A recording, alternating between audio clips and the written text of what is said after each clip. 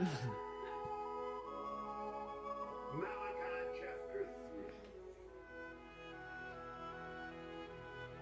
Bring ye all the tithes unto the storehouse, that there may be meat in my house, and prove me now herewith, saith the Lord of the Sabaoth, the Lord of hosts. I will open you the windows of heaven and pour you out blessing. There's not room enough to receive. I will reduce the devourer for your sake. He will not destroy the fruit of your ground, neither shall your vine cast her fruit before the time in the field, saith the Lord Sabaoth. นับไม่ติดรู้สึก